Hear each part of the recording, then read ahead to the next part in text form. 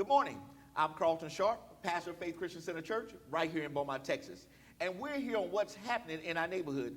And today my special guest is Dr. Randy Feldshau. Welcome, Pastor.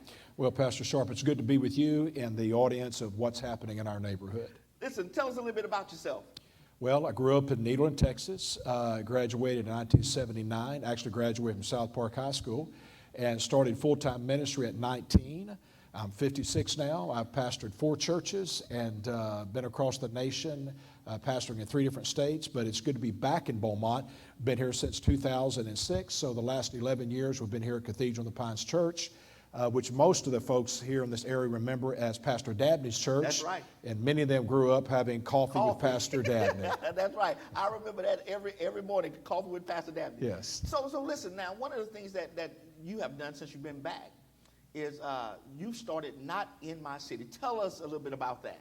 Well, July 4th week of last year, with the shooting of Sterling in Baton Rouge, with Castile in St. Paul, Minnesota, and then with the ambush in Dallas, Texas, it actually came out of time of prayer on Thursday night, July the 7th.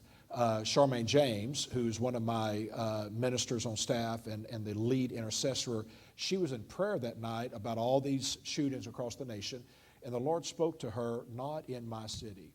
And so the next day, God dealt with my heart to address that issue on that following Sunday, July the 10th.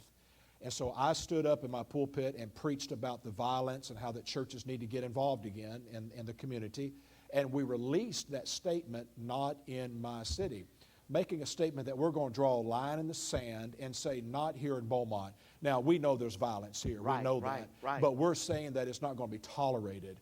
And so we went from there, and since then, God's been connecting city, county, law enforcement, pastors, churches to come together and to make a clear statement, not in my city. Now, Pastor, you're also dealing with the racial aspect of that also.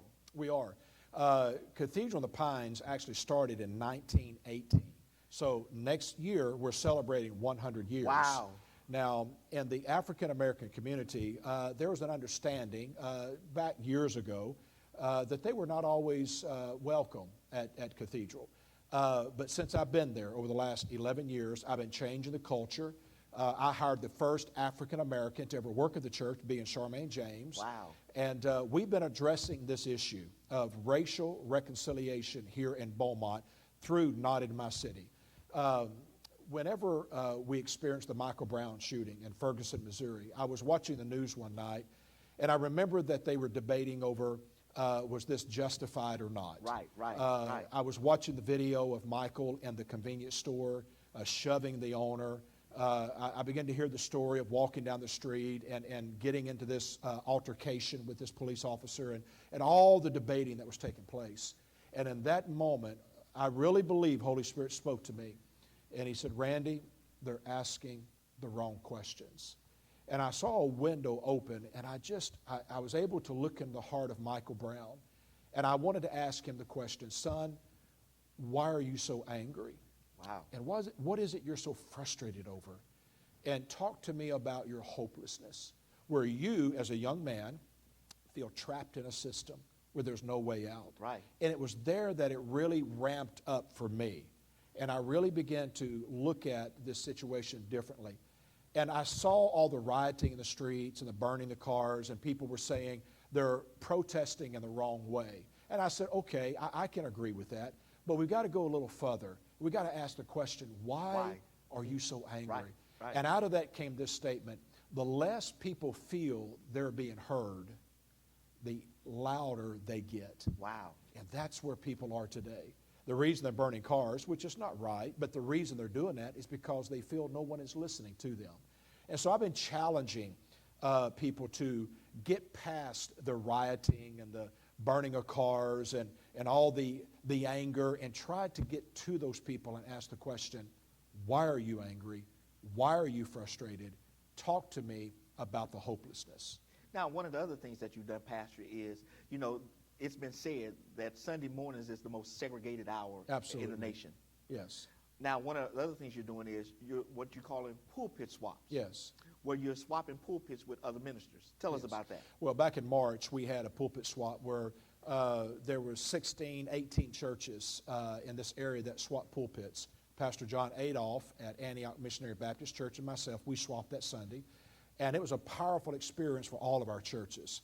What we didn't know, it wasn't planned, it just happened on that same Sunday in Dallas, Texas. There were 20 churches doing the same thing. Wow. And so we know that we're both listening to the same God, That's right. the same author, and so we're writing the same script. And so they're doing there what we were doing here. And so it was a powerful Sunday as we watched all these churches coming together, black and white, Hispanic, swapping pulpits and saying, we're going to desegregate that 1 hour on Sunday morning. So how did the congregations receive, the two of you? Well, the testimonies we received from the other pastors were very positive. And then with me and John, it was just overwhelming.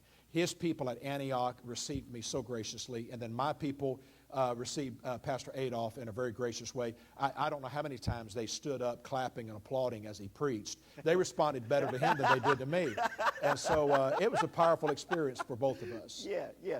Okay, now with all of this violence that we see in our neighborhoods, we see, just things that are just happening that are just beyond the thought process. Yeah.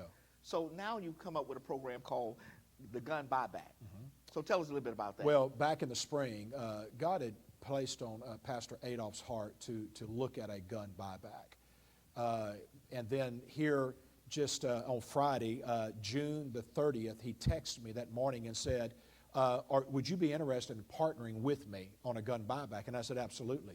Well, that afternoon at 1:30, we had a camera from Channel 6 News in our face saying, talk to us about this. And so we started then. So it's been a whirlwind.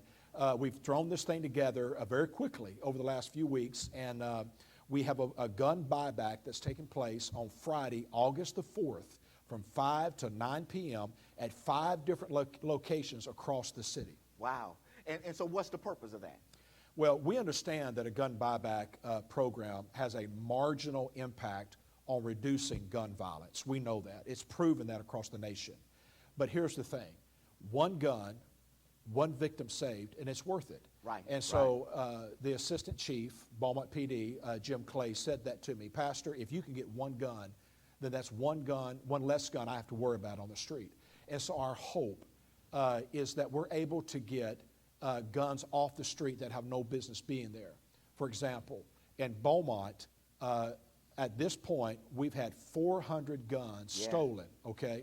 If I can get some of those guns off the street, guns that are illegal, guns that might be used for an illegal purpose, if I can get those guns off the street, then it's a home run. Now, I'm a gun owner. Right. I'm a member of the NRA. I support the Second Amendment. I'm not trying to take guns out of the hands of law-abiding citizens. Law-abiding citizens that have legal guns are not going to turn their guns into me, and I don't want them to. Right. I'm looking at those illegal guns that could be used for an illegal purpose. Guns that are in the hands of minors, teenagers that have no business carrying a gun, or guns that are in the homes of where there's no responsible adult and there's no oversight there, where we need to get those guns off the street and get them in the hands of Beaumont PD where they can destroy those guns and we can make our streets a safer place. Now you said statistically there has been 400 guns stolen this year. So if we just calculate that out over the year, that could be almost 1,000 guns. Could be. And if I could just get one of those guns, and also, Pastor, while we're talking about the guns that are being stolen, Beaumont PD has told me that most of the guns that are used in a illegal act or violent crime are guns that have been stolen out of cars. So one of the things that I'm saying to people today is if you're a gun owner, good for you. If you have guns, good for you. But whatever you do, please make sure that you own a gun safe. Lock your guns up, whether it's in your car, in your office, or in your home. Buy a gun safe. They're not that expensive. Right. Lock the guns up. And let's reduce these number of guns that are being stolen out of our vehicles and that are being used in these violent acts. So okay, now how will this program work? Well, we have 5 locations, one of them being at Cathedral and the Cathedral Church there on East Texas Freeway. You can go to our website, Not In My City, and you can get the 5 different locations. You can go on my Facebook. You can go on the church's Facebook, and you can find the flyer and the locations that are listed out. What will happen from 5 to 9, at all these locations, there'll be a city council member, there'll be a pastor, there'll be volunteers, there'll be Beaumont PD, 4 officers at every location, and someone will walk in. They will lay their weapon on the table. No ID will be required. No name will be given. No questions will be asked. They'll lay their gun down on the table, and we'll look at the weapon and we'll qualify it. First of all, it has to be in working order. Number 2, it has to be a rimfire or a centerfire handgun, rifle, or an assault weapon, 22 caliber and up. We're not going to receive any BB guns or pellet guns or air guns. Once the weapon is qualified, okay, then they will determine what is it. If it's a rifle, they'll get $100. If it's a handgun, they'll get $200. If it's an assault weapon or an assault rifle like an AK-47, an AR, or a machine pistol, they'll get $300. Wow. And we'll reimburse them for their gun that they turn in. And then there'll be refreshments there, and there'll be pastors there to pray with people, to counsel with people, or to invite them to church. We're hoping people will come in and turn in a weapon and then say, hey, I want to come to your church, Pastor. And so we'll have pastors at all the locations ready to counsel, to pray, and invite people to church. Now, let me ask this question. What if a person who brings the weapon might have a checkered past? So are you recommending that they bring those weapons in? If someone has a warrant out on them, we're recommending that they not come, that they turn that gun over to someone else and ask them to turn it in for them. Because Beaumont PD is not allowed to identify somebody that they know there's a warrant out for their arrest and then overlook that. But if someone comes in and there's no warrant on them, if they're not wanted for anything, Beaumont PD is not looking to arrest anybody. They're not looking. This is not we're not setting a trap for criminals. This is a safe zone for someone to come in, like I said, no questions asked, lay the weapon on the table, receive your reimbursement, and leave the building. We're not looking to arrest people. We're looking to get guns off the street.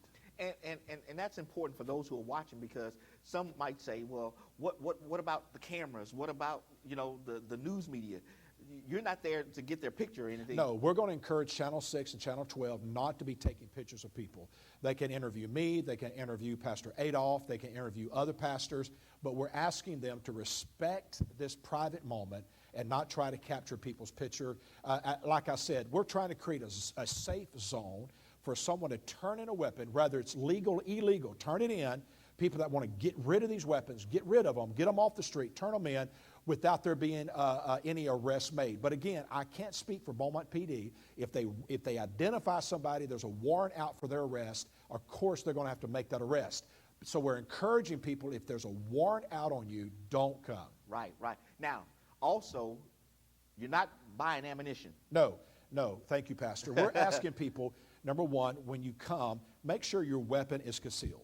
Put it in a box, a bag, some way to conceal the weapon. Would it be better if they had like one of those clear plastic gallon bags, Ziploc bags that they could put it in? They could. We'll receive it in any way, but just whatever you do, make sure that the weapon is concealed in a bag of some type where you're not holding it in your hand. The second thing is please bring no ammo. We're not going to receive we're not going to reimburse you for the ammo. We're not looking to gather up ammo. Leave the ammo at home.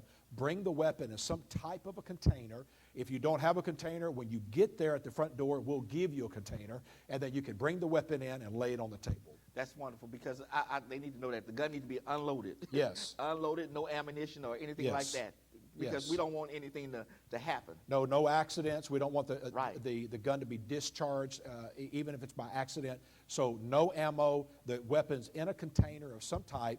You bring it in, lay it on the table, no questions asked, no ID required. It will be qualified, and then based on the qualification, you'll be reimbursed. Now, the reimbursement. Tell us about that. That's going to be cash. That's not going to be a gift card. It's not going to be a... We were going to try to do gift cards, but it's going to be a lot easier if we just give cash. $100 for a rifle, $200 for a handgun, $300 for an assault weapon. Wonderful. Now, give us those dates again. When is this going to happen? It's Friday, August the 4th this year. from 5 to 9 at 5 different locations. They can go to my Facebook, Cathedral Church Facebook. They can go to Not In My City website and get the 5 different locations listed. All right. Well, listen, I want to thank Pastor Randy Feldshau for coming today and talking to us about not only Not In My City, but this gun buyback. Now, it is so important that we try to get these weapons off the street when it comes down to this buyback. This is a great opportunity for us to help at least one family. Yes. Like you said, if one family is spared the agony of having their child shot, if one family gets beyond the agony of having their child arrested for shooting someone, yes, this is well worth it. And again, the rifles, they're giving $100 for handguns, $200 for assault weapons, $300. All of this is going to be cash. Now, I want to encourage those of you who are watching that if you have a warrant for your arrest, do not go to this gun buyback. Listen, have someone else to turn it in for you, because the police have to do their job. They Yes. cannot overlook your warrant. So listen, again, that's this coming Friday from 5 to 9. Look, I've listed all of the locations right there on the screen. So all you have to do is just find one of those locations in your neighborhood and go and be a part of this. I want to thank Dr. Feldshau for coming today. I want to thank you for joining us on what's happening in our neighborhood. And we will see you next time on our broadcast.